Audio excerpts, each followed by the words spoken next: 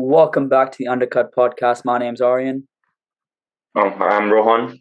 and today we're going to review the very, very interesting Australian Grand Prix. For our British viewers, we were up at sort of 6 a.m. to watch this race, and the least I can say is that it was very eventful.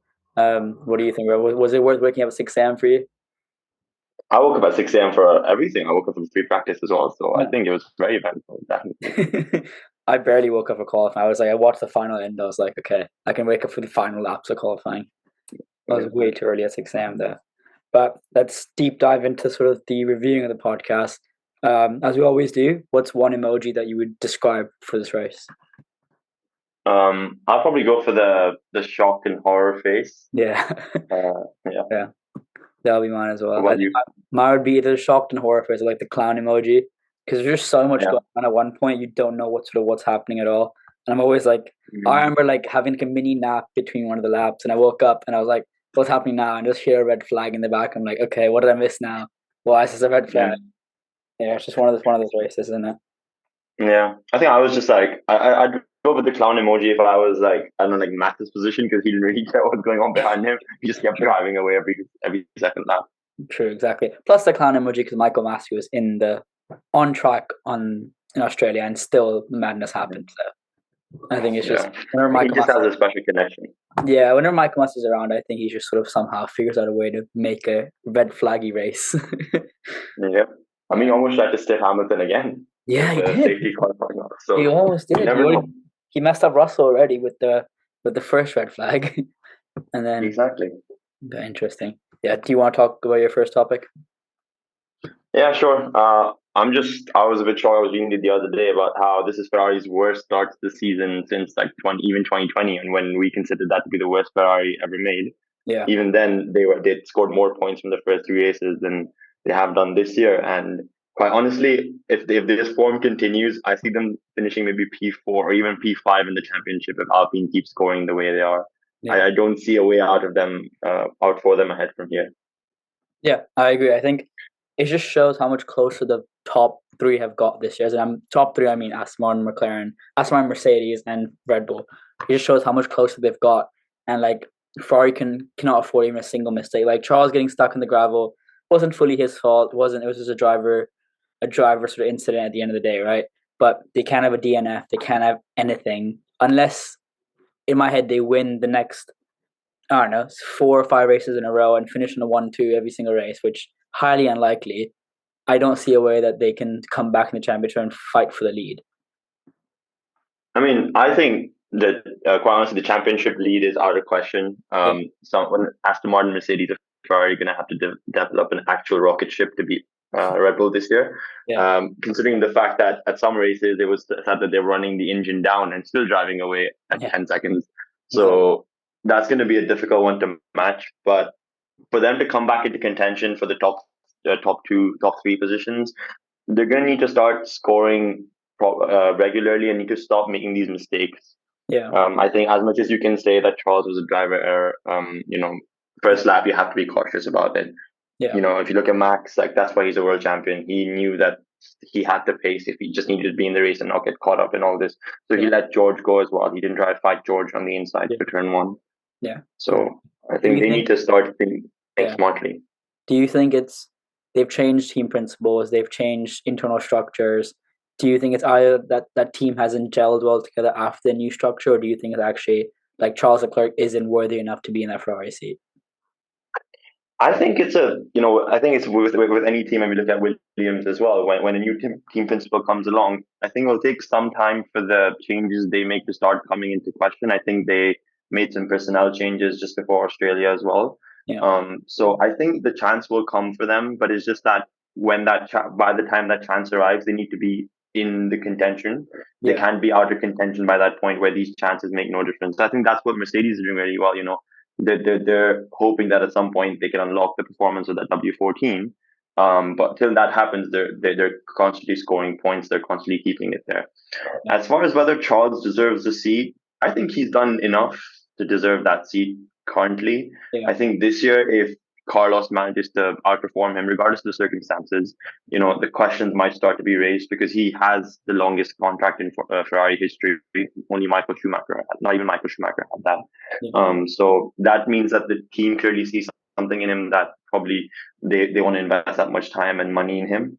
But at some point, competitive, he has to stop putting the results because there are drivers who are either out of the sport right now or, I mean, think about the move of the century, Daniel Ricciardo to Ferrari. If Charles is not doing well enough, that could happen. Yeah. And and he's Italian. The Italian heritage is there. Exactly. I think he would love to be in the red. He would look actually really good in the red. Now I think in my head, I can imagine. I'm wearing Daniel Ricciardo merch right now, but I can imagine him making Ferrari merch. Oh, that's his sight, isn't it? I think I agree with the fact that the team needs time to gel and stuff like that. But I think it's more of a team culture thing than anything. I remember saying this in like like last time we recorded something about Ferrari. I feel Ferrari isn't their car. It isn't people working there. They're all smart. Like to get into F1, you have to be smart. To have a Ferrari car, to be there, you have to be smart. They're like HR is probably very smart. I think it's a team culture thing. I think what Mercedes and Red Bull do so well is they don't blame individuals. They're like, okay, you might have messed up. Okay, for example, Aston Martin, the rear jack messed up, right, by touching Alonso's car last race, right? But it wasn't the rear jack's fault. It's a whole pit crew fault, right? I think when Ferrari is sort of a blame culture of saying, if you mess up the engine today, it's your fault. You didn't check for that leak, right? Instead of saying we as a crew messed up, how do we fix it together? I feel like in Ferrari it's a blame culture compared to Mercedes, and then they sort of be like, okay, now that you're gone, it'll fix the issue. But you can't just fire someone who made one mistake, right? I mean, here's an interesting question for you. Fred Vasseur said that that there's obviously no favorites at Ferrari, but I think we all know that Charles is clearly the favorite when it comes to Ferrari. But do you see that allegiance changing now that Carlos has had a slightly better start to the season compared to Charles? I think no, just because Charles it hasn't been his fault. Like the DNF wasn't his fault. The lap one error, yeah, kind of his fault, kind of racing incident. I see that's like a mix of two things. We all know Charles was quick enough to be in that Ferrari and be. If Charles was in the Red Bull, I think he would be competing. Right? It's not like he wouldn't be. I don't think there's a number one driver just yet.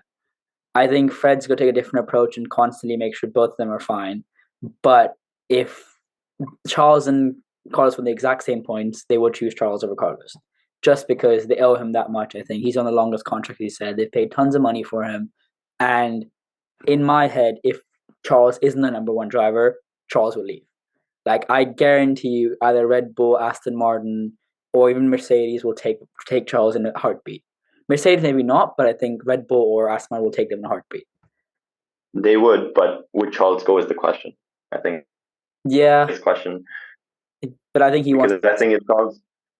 Yeah, I mean, I do see him winning a championship at Ferrari at some stage, but I think, you can't just look at with Charles. I can look at him and say that it's not the driver's fault that he hasn't won a championship yet. I think it's, as you said, it's the blame culture, them blaming individuals for mistakes like it happened at Saudi as well, where he blamed his engineer for not telling him before. Yeah. And then the engineer took all the blame on himself that, it was my fault, compared to saying, it was a full team fault or team management fault that we didn't communicate well enough or whatever. Yeah. But I think, as I said, I see them slipping down to maybe P5 if Alpine keeps scoring. Because the one thing I've seen with Alpine in the last 2 years is they're very efficient as a team. They know how to get those points and keep them adding up. They snuck up on McLaren last year. Yeah. And they just took it away from them. So, I can see them even possibly nicking P4 in the championship this year again. And I think that will put the biggest smile on Otmar's face if he can beat Ferrari. Without I think just look at Gasly's pace. He was P5 for basically the entire race, and then we had the French Civil War. But again, the last lap was crazy as it was already. I think looking at Gasly's pace, like Gasly is quick. We know he's quick. We know he's.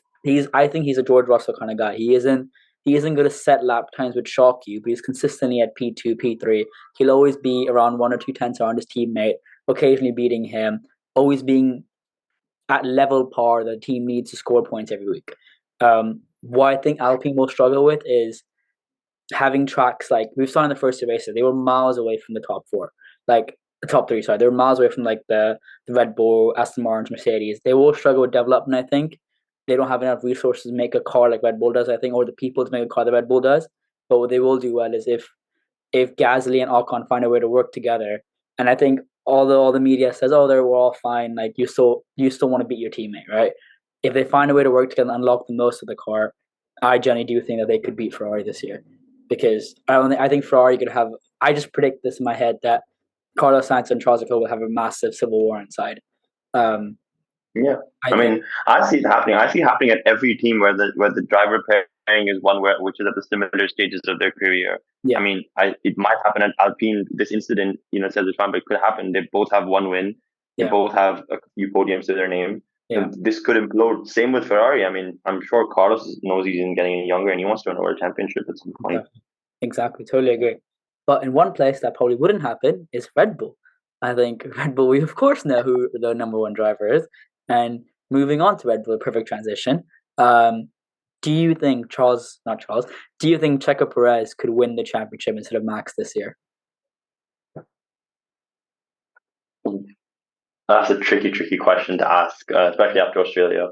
I think yes, but I think more than the driving that's going to win Checo the championship, he needs to start getting some of the team to work around him. Okay.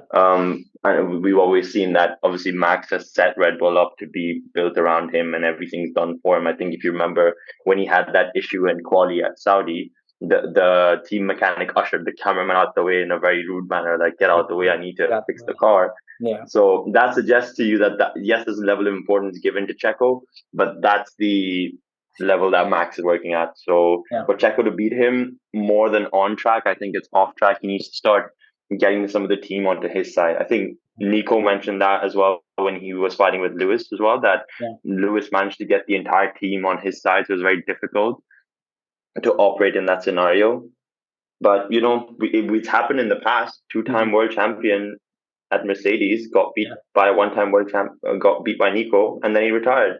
If Checo does that, I can see Checo just being like, cheers, I'm out. Cheers, I'm out. Yeah, I would do the same. I think if you beat Max once, you're like, okay, I'm kind of done now. I wouldn't want to compete anymore. But like in my head, I love Perez. I'm a massive Perez fan. I love that he's in Red Bull. I think compared to all the choices they had in Red Bull, I think he's the best one they made when they chose to be with him, because he's quick, he's reliable, he's a team player.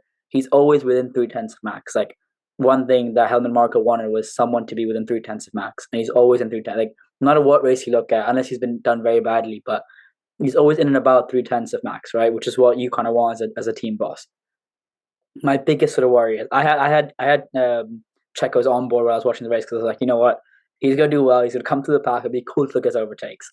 It's just I felt in a way that when I was looking at his overtakes compared to Max in Saudi, Max was just so much more comfortable in the car. Like, if Max had a target, he would do it. Like, he would try me once, and the second time he would get it. But Checo, I felt, was constantly sort of attacking the same opposition over and over again, and would do it in the third or fourth time.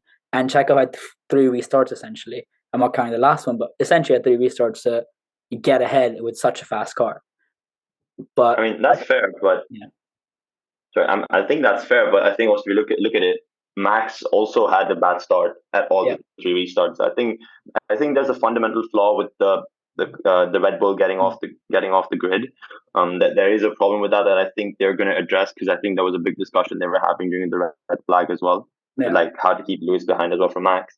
But I think with Australia, I think we, because of the extra DRS zone that they added this year, I think it's become a more of an anomaly in terms of Checo. Like, I understand where you're coming from with Max, obviously very easily overtaking people at Saudi, but I don't think that Checo didn't do well enough, because if you think about it, Max almost started at the back of the grid as well, and he did not. People expected him to win the race, and he came up to P5, I think it was, or P6. Yeah. So pretty much where Checo ended up, and Checo came from further back. So I think at the end of the day, they did pretty much the exact same thing on a recovery drive. Yeah. But it's sort of come to the point where now Checo needs to ensure that the mistakes that he made in quali, where I get it was an engine issue, but those sort of things, he needs to be able to work around them rather than just get affected by them and then, be out of qualifying. Because the only way he'll make an impact on the championship and beat Max is if he's there with Max on the front row. He can't be in a Red Bull sandwich at the back of the grid. Exactly. I think one of the commentators on Sky said this, that even if Max and Checo finish 1-2 every single race, right? And if one of them DNF in one race, that's 25, 26 points you're giving away, right? And making up 25, 26 points is such a close battle when you're dealing with Max, who's a two-time, about to be a third-time world champion at this rate. He's got so much smarter every year. He's quick. He's comfortable. I said the team loves him. The team want him to win. If let's say Max DNFs next race, Checo DNFs as well, right? Or if Max wins next race and Checo DNFs, that's 25 points plus whatever he missed out in this race as well. That battle will be so close. And I think if one person DNFs or one person starts from the back of the grid, it's just always going to be on edge with them too. And I think Checo has to pull everything out of the bag. He cannot make a single mistake because for him, like Max made a mistake in the race. Like he went off the track suddenly, he started slowing down. Right, all of us thought he had an engine issue, he had something wrong with him. Hamilton would win, but he just pushed it too hard in a corner. Had about 15-second gap and lost about 10 seconds, and he's 5 seconds. He's still fine, right? But if Checo makes that mistake, Max is right behind him. Like we saw in Saudi, Max was about 4 seconds behind. So if Checo made even one mistake, right, 4 seconds gone, Max is P1. I think Checo has to do everything, and as you said, get the team on his side to ensure they can actually win. Yeah, I think with the team coming on his side, it's a case of Max has been there for years now, and they bought him as the golden boy the Sebastian Vettel who's gonna everything that they lost to Mercedes. Yeah. And I think he's done his due diligence to be in the position Max is now to win these championships. But for Checo to win, everybody keeps calling him the king of the streets because he won Monaco, he won Singapore, he won Jeddah now.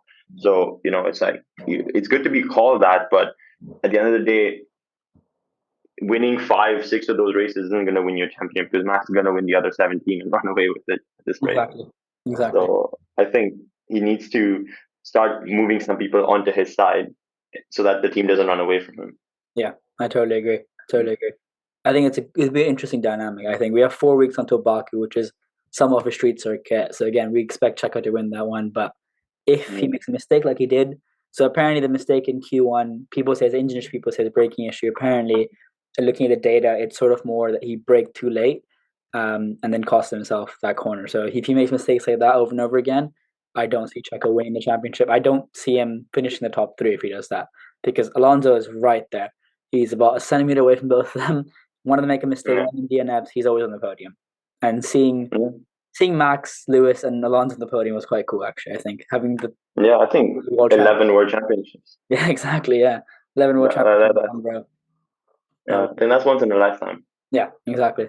I mean, twice now. I've seen Lewis. There's 7, Raikkonen as well, which is 11 as well. That's 11 as well. That's true. Yeah, history repeats over and over again. Yeah. Right. I mean, if the pace is to be seen, we can see more of that this season. Yeah, 3 of them on that board. Exactly. That'll be really cool. I want to see them battle, not just be miles apart from each other. Like seeing Alonso and Lewis battle, actually, not even battle, but like just be close to each other. I was like, this is back to the McLaren days. This is back to the Mercedes days. This is back to see, yeah. Exactly. Yeah. Well, I think moving on to McLaren, since you brought McLaren back into the question, I think McLaren scoring points, Piastri scoring points at his home race, I was so happy to see it. I was just like, I was seeing them in the race and he was thereabouts. Lando was in the points, but Oscar was just P11, P12. And I was like, it would be a fairy tale to score your first F1 points at your home race with everybody essentially there for you. Yeah. And the fact that he got there in the end, I think that was a true testament to sort of, and everybody said that, Oscar Piastri, he's the next big thing because he's won F3, F2 in the successive years. He's come up and all that. But for the first 2 races with McLaren's pacing, you can't really tell much. Yes, he fought Lando at the end of Jeddah. Yeah. But you can't say much. They were fighting P16, P17. That's not really a justifiable position for them to say who's a good driver. But seeing him against the other teams that McLaren are competing with, the AlphaTauris, the Haasers, and seeing that he was able to hold his own, he was able to manage the pace, and then stay clean to the end of the race, I think true testament to the fact he does have the talent. Yeah, I agree. I think Oscar Piastri showed that he has what it takes to be in Formula One. Although I'm a Danny fan, I think he's an edge closer to Lando than what Daniel Ricciardo was last season, at least. I think he's probably an edge or 2 closer, which is good for McLaren. My thing is, they wouldn't have got points if it wasn't for the French Civil War, right? Like that's in my head. Probably would have walked out with 1 point, maybe with Lando finishing P10, but they wouldn't have got any points if Carlos Sainz didn't get a 5-second penalty, if the both Alpines didn't crash out, right? Because Norris finished what, P6, and you add 3 votes, P9, P10, potentially getting a point, right? All of that to me seems, was it just luck that they got the points this week and finished P5 in the Constructor Champions, or do you generally think that this is hard work paying off? This is sort of, they've struggled for 2 races, they finally unlocked something this weekend. They weren't as quick. They're not joining the Alpines in the fight yet, but they're on P5, P6. I think they are, because if you see from the last race as well, Oscar and Lando had damage right from the beginning, and Lando said afterwards, I think one of the Sky commentators asked him that is it really as bad as it seems, and he said no, it isn't. We picked up damage. It's we were slow after that. We couldn't fix it. The issues happen. I think they have that same philosophy that Mercedes has, that Aston Martin has, which is that keep at it, keep scoring those points. Don't throw us out of the championship, because when we eventually get those upgrades, we'll be back in the fight before you know it. So, do I think McLaren can score P5 in the championships, P6, fighting with the Alpines? Possibly. I think they're obviously a team that I know won't give up easily. They'll keep at it, trying to get the best car out. I know Zach Brown's the sort of character where he hates it when Alpine does well, because him and Otmar have that rivalry going on with Oscar and stuff. But I think it's hard work. I mean, Lando, and the thing you get with Lando and Oscar is they're both such young drivers that the recovery factor for the both of them is much lesser compared to somebody like Lewis or Alonso, where they need maybe a few days to recover, compared to these guys needing maybe a day or two, something like that. So you have more time to work on the sim, work on the development with them, get them out to the factory, get them traveling between the factory and the races every time, compared to then the older drivers who might not, like I think with Danny might not have been able to make it to the factory between every race weekend to get on the sim and get shit right, versus Piastri might be able to do that. Yeah, exactly. I think both of them are very eager as well. Like, to think that Piastri and Norris are about like a year or two apart in age, but Lando has 5 years of experience in him. I think it just shows how eager both of them are. Like, Lando wants to win. We know he wants to be world champion. Piastri, winning Formula Renault, winning Formula 3, winning Formula 2 all consecutive years, and being a reserve driver, showing ability. Like, there's a reason why Alpine wanted to sign him, right? Reason why they considered Fernando Alonso and Oscar Piastri. Like, man, a 2-time world champion and a random nobody who won F2, right? He's definitely shown potential. He's shown that, and I think they're both so eager to win. I think, McLaren, this isn't the year of McLaren for them, but it's either they do what sort of Alpine did last year, where they went, or the year before they went, look, we're already out of this race this year, put our head down, we'll finish P5, and we'll focus on next year to come back stronger. I think if they head down, they have tons of money, they're at the budget cap, they've got a great team, they've got a new team principal, although the exact same name of a team principal, but a new team principal. Head down, sort of get through. And again, they're like Ferrari. They've changed a lot of their staff recently. They fired their technical director recently. They added a new structure. I think all of that sort of, hopefully, they sort of work toward a more Mercedes Red Bull approach of getting employees in, not a Ferrari approach. But again, this could be a cool topic. Do you think the McLaren could end up like a Ferrari, where they constantly change their team principals and their technical directors and stuff like that? I think that's a question they're going to have to start asking themselves soon, because the team. I've always found the team principal around McLaren to be quite moot in terms of the public eye, because it's always Zach Brown who's more involved as the CEO, and the team, even Andreas Seidel, he was out in the background doing his stuff as manager, as a team principal. So I don't see them chopping and changing it around that much. But do I see a potential, if McLaren don't do well in the next few years, do I see potential sale coming up to maybe like a Porsche trying to get into Formula One? Possibly. It's an unpredictable sport. At the end of the day, I'm sure McLaren wants to win, and I don't think they'll be out of the sport. I think it'll be like a McLaren Porsche sort of collaboration, rather than just McLaren completely out of the sport, because they have that heritage. But at the end of the day, when something's not going right, maybe there comes a point when you need to start realizing that maybe another set of eyes on this, another set of people to look at, who look at the problem and sort of give you a reasoning as to why something's not working out. Do you think Zach Brown's the issue at McLaren, or do you think it's just wrong place, wrong time for Zach Brown? I think it's a mix of both. I think he's done extremely well from where he found McLaren when he joined. McLaren, we know how bad they were. People used to cry over their races because they were so slow. I think he's done very well to pull themselves back in the fight. But I think the place where they lost out was end of 21 when they were fighting with Alpine to try and secure that P4 in the championship. I think the amount of time that Alpine invested in the competition, in the development, compared to what McLaren invested was way different. So Alpine had resources left over to build a 2022 car. McLaren didn't, and so they sort of set off last year on a bit of a back foot, trying to play catch up. I think last year as well in Bahrain, Lando and Daniel were P17 and P18, and then they recovered again. Yeah. So I don't know if that approach and that works for them. That not underperform, but perform below par in the first few races and then get regular development. Yeah, I think Zach Brown's leadership, I don't think he has that much of a long-term approach or long-term view on things. I think he's very much short and sharp, fix the current issue, don't look at it from a future perspective, versus the other teams I feel have that, where they're like, okay, let's look at what happened in the, how can we improve next year or the year after, even if we've let this year go, essentially. Yeah. But I think he's done enough.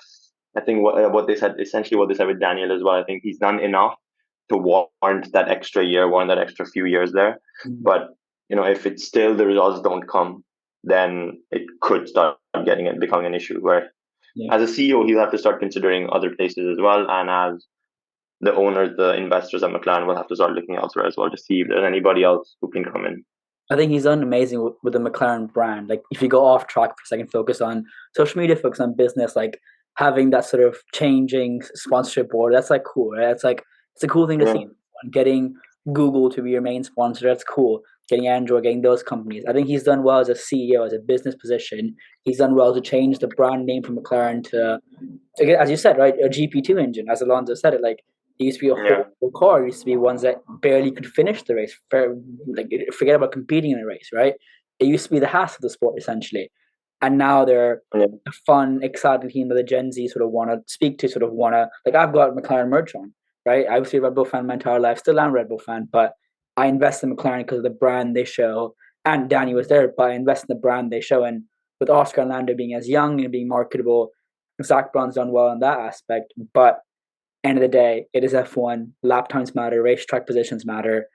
If Zach Brown has another bad year where they finish, I don't know, below P5, I think, maybe the owners of McLaren will look into other solutions. Like, changing the team principle doesn't sort of do anything massive. Mm-hmm. I think changing sort of, again, the culture thing of Ferrari could be a McLaren culture thing. So if in a year's time McLaren don't improve their car, we potentially could see Zach Brown leaving the sport.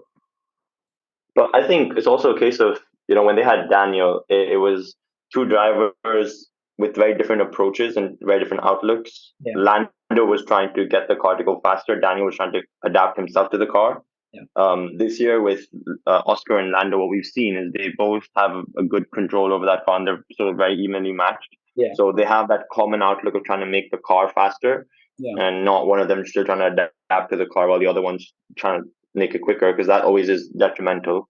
Because by the time this guy adapts to one version, there's a new development on it, and then again you have to spend time developing. So I think from that perspective, hopefully McLaren figure that out between them, but it should be a case of hopefully soon rather than later.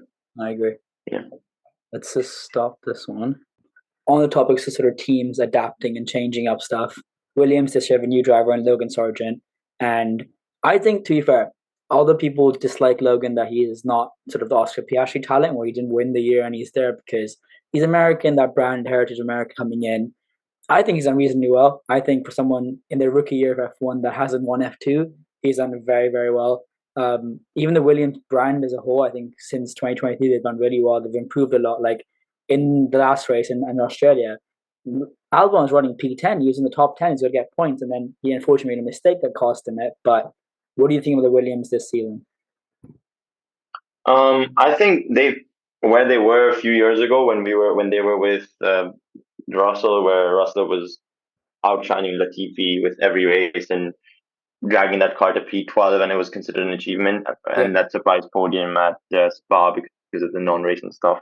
I think they've come a lot of steps ahead from there. I think this year, at testing, they said that they made the biggest leap forward. I think they gained like 2 seconds a lap time. Okay. And gaining 2 seconds of lap time is an insane amount that they've developed that car. Yeah. I think this year this is their chance to get P8 in the championship. I think Mhm. maybe even P7 if Logan starts to score a few points as Alex is doing, because Alex is constantly in that P10, 11 region. Logan is he's there, but he's not there yet. He's like P13, P14. But having both of them, then having one of them score, or both of them score on a day when stuff like this happens. Because Alex crashed out, and Logan also, I think, did. I think Logan went out as well. But um, Australia was a chance for somebody like Williams to Yeah. get both drivers in the points. Suddenly you've got whatever 3-4 points, P9, P10. You've got 3 points. You're suddenly pushing it up. You're trying to get the next level. Exactly. Because as we know, with every position gained in the championship, that prize money increases, and with P10, P10, P10 constantly over the last few years, the amount that they're getting in to develop that car hasn't changed, and could do wonders for that team. Yeah. Yes, there've been links that Porsche might be coming in or something like that, but these are, again, I think they're all rumors. Whether Porsche comes in or not, we don't know. But with Williams being Williams currently, this is their chance. I think with James Vowles, they've got a very qualified team principal in there, somebody who's worked at a championship winning team and managed a championship winning team. And obviously you carry over those practices from that region, from that team. You carry over the sort of experiences you have there about how to manage a world champion driver like Lewis Hamilton, and what he does, and you can pass that information to like a rookie like Logan Sargent and ask him, adapt these things, do these things, and you'll drive better, and stuff like that will work.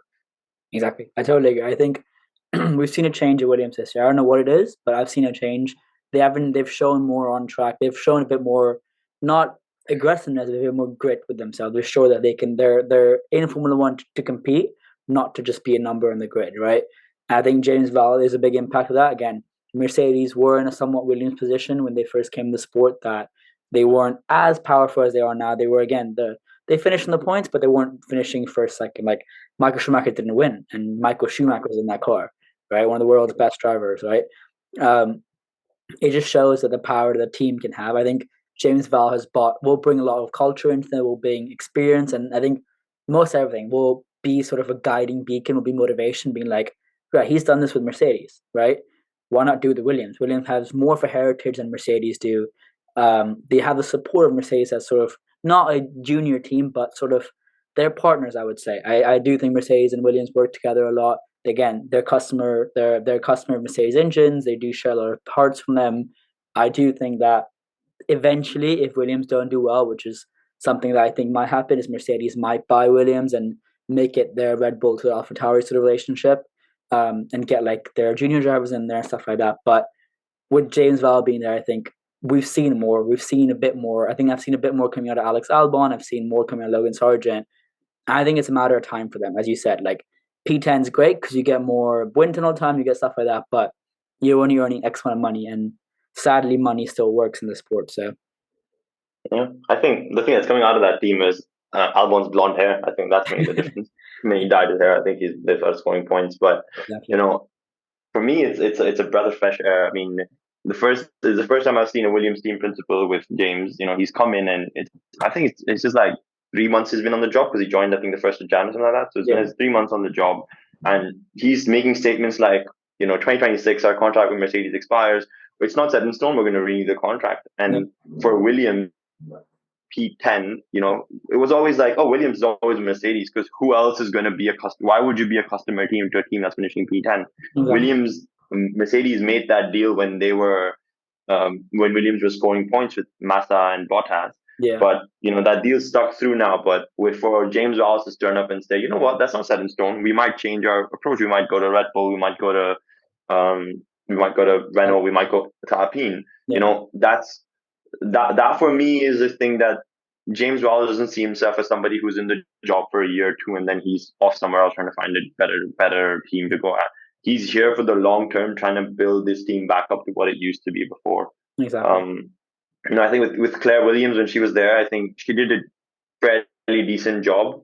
I think we can credit her with the fact that she introduced us to the phenomenon that is Mr. Saturday, George Russell. Exactly. So we can credit her with that. But I think there was always that, because she's Williams' family, she's always going to keep that job. There was never uncertainty with Yost Capito. I think there was always uncertainty on his job. That, when is the time that Williams go, okay, that's it, he's out, sort of thing. And it eventually happened, and it was so abruptly done with him. It was just a random announcement in the middle of the day. Yeah. But with James, I think he's obviously a very likable character from Mercedes. People always say that, he's always going to work, he's always going to make changes and make sure stuff's right and done right. I think that's the culture change he will bring up at Williams, where he will make it that, the day we get I think he said in his interview as well, the day we finish P10 in the race is the day you will see me start working hard to get to P9. Yeah. So, and that is a big statement from somebody whose cars are regularly finishing P17, P18, where he's saying the day I get to P10, you will see me working hard to get to P9. And I think that's the culture change that Williams need. Yeah. With Haas, with Alfa Romeo, there's always uncertainty in the air, how the drivers are going to perform, how the car is going to be. Yeah. Williams, I think, is this year, I believe, and they did it for part of last year as well, they figured out where their car works best. Yeah. And the one thing we've seen is, I think, at quali, Alex Albon was quickest in sector 2. Even in Q3, when Max took pole, even then the quickest sector 2 was Alex Albon. So in that sort of scenario, Williams knows that in parts of the track where there's less drag involved, there's more medium to high speed corners, we will do well. And almost every track these days has those sort of corners. Yeah. And I think what they're working on is, let's maximize this part of the track. And so even if we're lacking slightly behind in the other parts, the overall average will push us off the grid. Exactly. It's like, if you can make a car that's good on the entire circuit, make a car that's good for us 1/3 of the circuit, because that's 1/3 of your lap. Exactly. And that's what Williams has been doing. Exactly. I think James is sort of, as you said, Haas and Alfa Romeo are always on the sort of, they're good, but they're not that good. Williams has always been a team that aren't finishing their points. Like, you can sort of guarantee it, right? When George was in the car, it's exciting, but like in the back of the mind, you knew that, okay, P11, P12, that's cool, but he won't get a point. I think now the approach is Williams could get a point. They could have finished in the podium, probably not, but they could finish in points. I think they'll score a couple of points this year.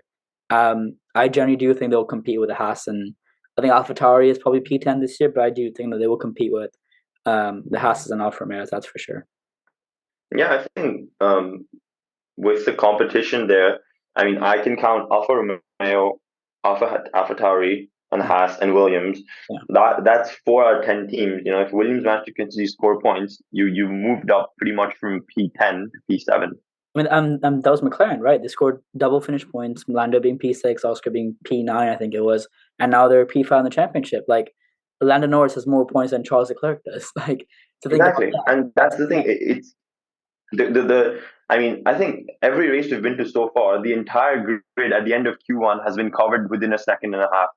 So the margins are extremely thin. So it's not like if Ferrari has a bad day or Red Bull has a bad day, that their car is going to be still better than the Williams. It's like, if it's a bad day, you're going to be P20 on the grid, and you're going to have to fight your way back up. Exactly. And in that situation, even Perez Williams to get through half the teams. Like, he's in a rocket ship, but he struggled to get through the back markers. And I think Aston Martin joined the top 4, that just made the whole sort of F1 more exciting, because you have another team competing for a championship now. Yeah, I think Aston Martin going to the top communicated to every single other team that it is possible. Yeah. Because till now, it was always a thing that, it is possible, but nobody's ever done it. Exactly. There's the big 3, then there's the middle 3, and then there's the bottom 4. Yeah. That's how it was always split up. Now that there's the top 4, everybody's like, okay, there is a way to do this. Yeah, exactly. And I think what Lawrence Stroll has done, yes, you can say that, yes, he just invested a ton of money into the problem and tried to solve it that way, right? Mm-hmm. But it's one thing to invest money, but it's to look at where he's invested that money. I think Williams doing the same thing. They're investing money in the right places. They're hiring the right technical staff. They're hiring the right engineers. They're hiring the right pit crew as well. Yeah, I think there was a news the other day that I think there was a bunch of Alfa Romeo pit crew who were like let go from their contracts, and Williams took them immediately because they were Alfa Romeo had the second fastest pit stop last year. Yeah. So it's like, there's an immediate, one's out, you're into this one, and I think that's what Aston Martin's done, and it's what Williams is copying essentially this year. Hire from inside. While I don't agree with hire internally, I think you should hire people from outside who are trying to get in as well, obviously. But internally, especially for key roles where car development is involved, you need people who've developed race-winning cars. I think, and there's no shame in admitting. I think Williams have finally given up the fact. With Claire, I feel there was always this thing where there was shame in admitting the fact that we are bad or that we need help. I felt like there was a sense of shame from that team that there was always like, oh no, we can't admit that we're bad because we're Williams. Exactly. But today it's like, he's just gone and said, I know we're not where we want to be, and that's admitting that yes, we are pretty bad, but we can improve from here. I mean, and the shame factor goes away when you see a team like Mercedes, who's bought back James Allison, the guy who designed the W14, no, sorry, the W11, I think 2020 Challenger, the one that was quoted the greatest race car of all time. Yeah. Right? He was out on holiday building boats in somewhere in the Bahamas, and they called him back saying, "Come back and fix this W14." And when a team like Mercedes is happy to admit that, we made a mistake and now we're trying to fix it, with Williams, there should be no shame in that. And I think with James Vowles, that's like, there's no shame in the fact that, yes, we made a mistake and we will fix it. I think one of the things that, like, on the topic of Lawrence Stroll and the topic of hiring talent, that's what Red Bull did, right? James Newey was essentially, he was just, he was an outside contractor for the team who used to work for other teams who didn't create a good race car, right? They bought him in, they sold him a project, they sold him a dream, right? There's a reason why Seb went to Aston Martin, right? He believed in that dream. There's why Alonso, these world champions, they're going to Aston Martin because they believe in that dream, right? And Aston Martin said, okay, let me grab James Newey. Let me grab James. I keep saying James forever now. Let me grab Newey. Is that his first name? Is it James Newey? Adrian Newey. That's the one. No, Adrian. I keep calling James for some reason. Well, they grabbed Adrian Newey's like second right hand man, right? Aston Martin went, look, who knows who's the second best car designer in the entire world? Adrian Newey was the first one. His second hand man's second one, right? You grab talent, you grab that. Getting James Vowles and Williams, exact same thing. Who's one of the leading technical people in F1 and who knows how to design and lead a race winning team. James Vowles, bring him in.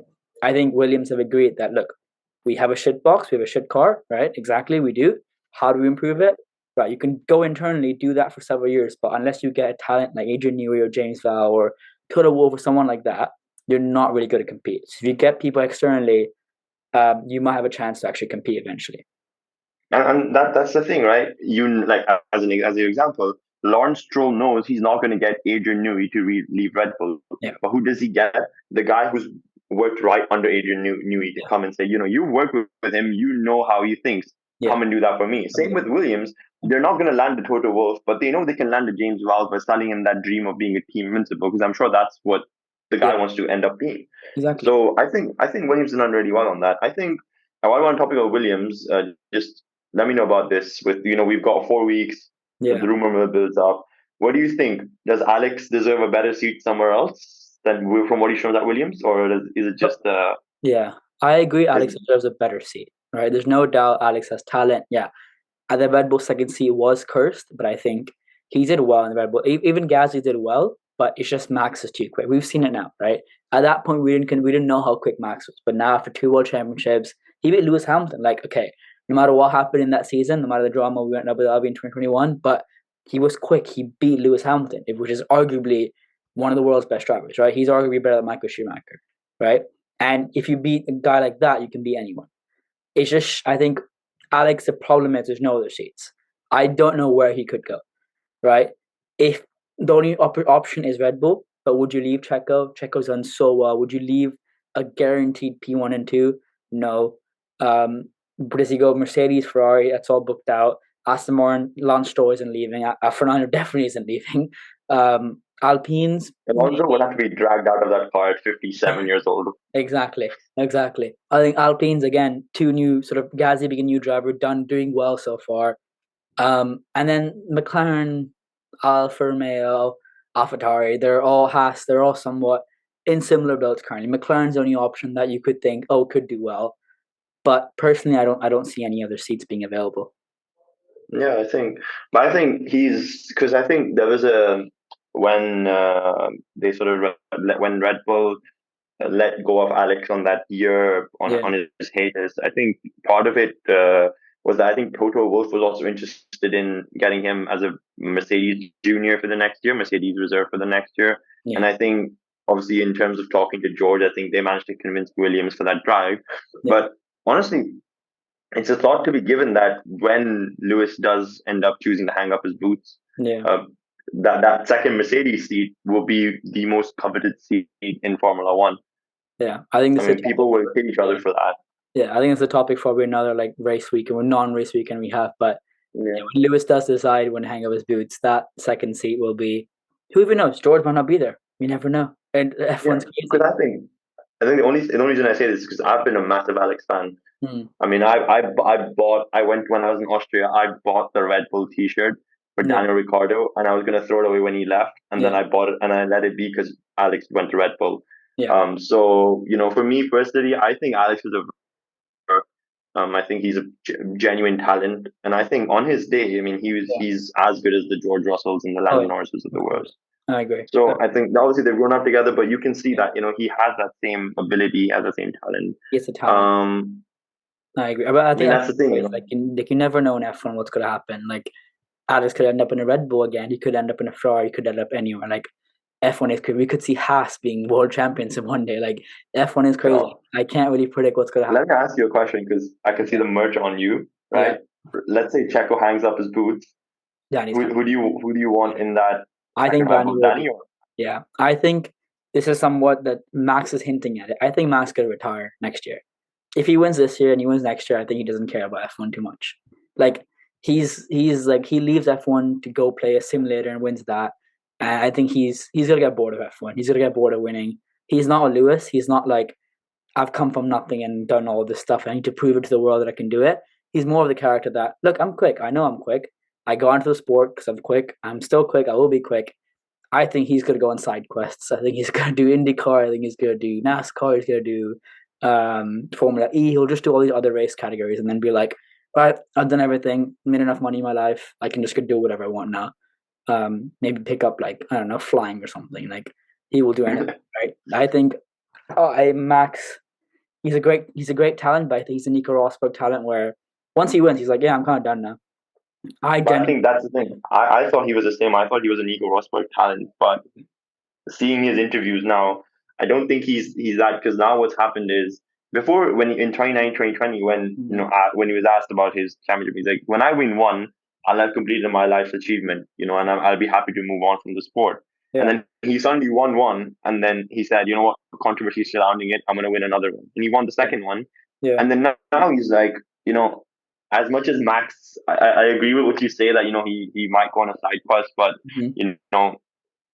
F1 is the pinnacle of motorsport. And if there's anywhere he wants to keep winning, it's here. Because as his own boss says, the biggest way to become unpopular in this sport is to keep winning. Exactly. And as long as he keeps doing that, I think he's fine. I think the one thing that came out this weekend when it came out that F1 is looking at a new weekend format, I think based on that, he said that, if that comes into play, I'll leave. Yeah. Because I've finally had enough with it. So I think with that scenario, it's a case. But, let's see where it goes. I think, obviously, we sidetracked a bit from Williams, but I think Williams done really well. I think Logan Sargent, he's come back into the fray quite well. Yeah. As an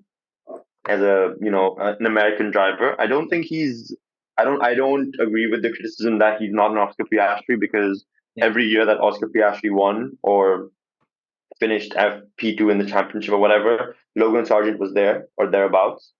Sure. So you can say that, yes, this was the guy that that Oscar Piastri beat, but he ran Oscar Piastri to the flag at every single race and could have won F3 over him if he hadn't had that one DNF due to a mechanical issue. So I think he's a good talent. I think it helps obviously with Williams' popularity in the US, with F1's popularity in the US with 3 races this year. Yeah.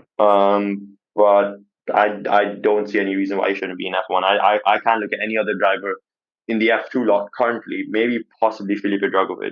Yeah. The only other one who I can look at and say, you're quick enough. This guy should be in place of Sargent. Yeah, exactly. I think F2 is sort of one of the bigger things. Like Hülkenberg came back, right? He came back to F1 after being not there for 2020 he left, I think 2021, whenever he left.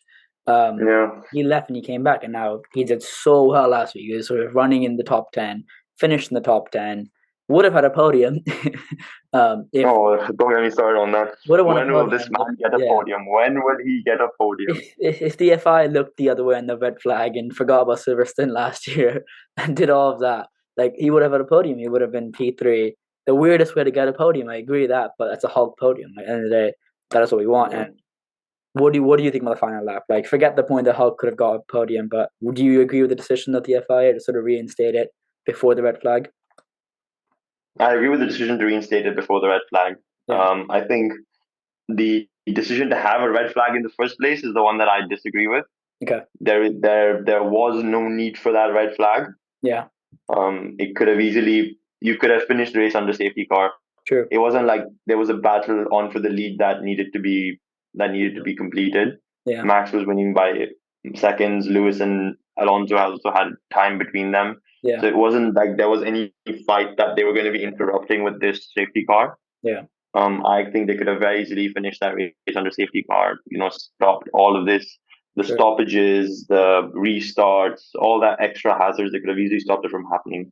True. Yeah, I agree. I think to a certain extent they could have dealt with it better. I think FI again being FI, Michael Masi being in the paddock, not being FI, just watching as a fan, it created I'd say a force field of Michael Masi where just something will go wrong. But yeah, I think the red flag, whatever it was, I think Carlos Sainz penalty, bit unfair, a bit harsh, I'd say. Like, you've had so many restarts. So you got to understand these tires of the car get so cold. Like, the track temperature dropped. The safety car isn't quick, right? Like, realistically, it isn't that quick. Tire, they already struggle in a normal hot conditions to keep tires warm enough. Normally, the stewards look at a blind eye towards lap one incidents, right? So why isn't the same sort of precedent set when you restart for red flag, right? When you're rolling start, when you have other starts, I think a precedent of sort of looking away from starts, because yeah, you've got 20 F1 drivers who each want a position to battle, and yeah, if you're thinking about the showmanship of F1, yeah, you let the battles happen, because now if you're someone like Max or Checo, if you're someone like Aston, like a Fernando or something, you don't care losing a position in the first lap, because you're quick enough. Your tires will eventually warm up, and you'll beat them in the DRS strings. But giving that Carlos Sainz penalty just showed, to me at least as a fan, that the FIA are trying to show the public they don't care about the showmanship, but they want to protect the showmanship because they did a red flag, right? They want to have that sort of final showdown of Max and Lewis. End of the day, like the Carlos penalty, I felt undeserved, a bit harsh. And I think the precedent set by the new FIA isn't the same what it used to be last year or what the race before. I think we'll talk about FIA on and on. There's so much we can talk about, but I think they probably have to get they'll relook at the rules again this week. They'll change up one of the rules and we'll think it's fixed. But this is a constant pattern of them sort of making mistakes, change the rules, making mistakes, change the rules. But FIA rant right now. But yeah. Yeah, I think, I won't go on that much of a rant, but I think with Carlos's penalty, first of all, he did not deserve a penalty for that, because where did you expect him to go? Exactly. He had Alonso right in front of him. He had a car right behind him. Yeah. He had a car on his inside. Yeah. Yes, the outside was free, but if he goes outside, he's suddenly on the colder part of the track, and he's going to hurt himself, right? So he had nowhere to go. Exactly. So in that scenario, you have to look at it objectively, that he had nowhere to go, and it's the first time incident. You let it be. Yes, I'm glad they reinstated the points, because I think Alonso drove a fantastic race to get to P3. Yeah. Right. So I think that was correct, but that precedent they're setting, that either there should be, with an incident, I think they should just make the rules simple and clear. Yeah. If there's an incident in the last 5 laps of the race, regardless of the incident, it's either always a red flag, or the race finishes under safety car. Because the thing is, then you go back to 2021 and you say that, Nicholas Latifi and Schumacher had the incident. Yeah. Why wasn't that red flag? That should have been, that was on a safety car and then restarted. Same with Australia. Why was that red flag and not safety car? And then the debate rages on. And the thing is, if at the end of the day, F1's a business, people care about making money. With doing this, you're reducing viewership. At the end of the day, people are going to stop watching F1, because they're going to be like, you're biased, or you're not making decisions in the right manner. So there needs to be, or alternatively, scrap the precedences, start again fresh from Baku. Make a decision as you go along, and then stick by it for the next 10 years before somebody else again makes a mistake, like Michael Masi did. and then again you fix it. Yeah, I think it's very hard because like I have friends who are new into F1 this year just because of Drive to Survive, or they've been watching it but not into it. Like they're proper fans now. And if you look at Jeddah, right? I know we spoke about Jeddah a couple of weeks ago, but Alonso being on the podium and then not being on the podium, then being on the podium again. Like you're forgetting the normal fans like us. We watch Sky Sport, we watch Ted's Notebook, we see other stuff, right? We know exactly what's going down. But fans that are watching on Instagram, right? F1 put a post, George Russell won. It's not one, but got P3, and then it goes away back to Alonso, delete the post. As an F1 fan, you're confused. You have no idea what's going on. And if someone asks me, can you explain why Alonso didn't get the podium? All you can say is they missed the penalty that they were supposed to award about 30 laps before what happened, and they just didn't see it until the end, right? Like that to a new F1 fan makes no sense, because how could you do that, right? If you want to protect the sport, you want to protect that American viewership, that new fans coming in from Netflix, you can make it confusing. It has to be clean cut, very easy decision, right? But that doesn't mean the wrong decisions. That can't mean that you're sort of being like, okay, he hit someone, 5 seconds, done. The final lap was good. It's cool to see. It's like for a race that's very exciting. The final lap, the final red flag. I wished it was a proper start, not just below the safety car, because I wish we want more lap to do it. But it's interesting to see that. I think FI have got to sort of either, as you said, take all the precedents and sort of start again, or have a look at themselves, have a look at, okay, how do we stop making these mistakes? How do we notice? Like even like if you look at Max's final restart, right? Twitter was blowing up because one of the photo angles showed he was above the line, right? And the FI won't do anything about that. If you would have said something about that, as the FI say, we checked all the starts are all okay. It's just, I think the FI needs to somehow communicate with the fans a bit more. Like if you have like photos and videos, if you have like a video feed of the FI inside, like how we have the cool down room, that would be sick because you could see what's going on inside there, right? Yeah. But yeah, I think they've got to, FI has got to connect with the fans somehow, and I think what they're doing, they got to do that. I think they also maybe, like in like 2017 or something, F1 used to put those videos, the safety briefing videos with Charlie Whiting as the FI. They should put that up because the drivers there would make points about the previous races, and then they would have an open discussion, which was put out for the fans to see. And it was great to see that because we saw drivers, making snide comments, and it connected fans because like, oh, that's what he said. That's cool. Exactly. And I think the FI should get. I think it was proposed as a rule change, maybe I think 2019, 2020, and then it was taken away again by the FIA or whatever. But it's like the minute incident is noted, right? The FIA should be given 5 laps time. Yeah. 5 laps at minute and a half a lap is 7.5 minutes. Yeah. 7.5 minutes to review every single angle that they have available to them. Yeah. Everything, and make a decision. If after 5 laps there's no decision, then it's no penalty. You move on with the race. Yeah, I agree. Unless it's a massive incident right after, then you can figure it out. In that case, they have the right to say something essentially on the line. This is a massive incident. Yeah. So we will review it after the race or something like that. Yeah, exactly. Confirming that there could be a post-race penalty. Exactly. To drive accordingly. So it's like, what happened in Singapore last year when Checo's race engineer told him that, Hubert told him that, we might get a 5-second penalty. Let's disappear. Checo had the time to say, okay, let me drive away and build that gap up. Saying, even if I get the penalty, I'm fine. Exactly. Yeah, I think FIA either got to communicate saying after the race or sort of before the race or during the race. I think, the FIA rant will never stop ending, I think. Never stop. We'll see you next week. Exactly. Yeah. Let's wrap up this podcast. Let's end up with the 3 questions always.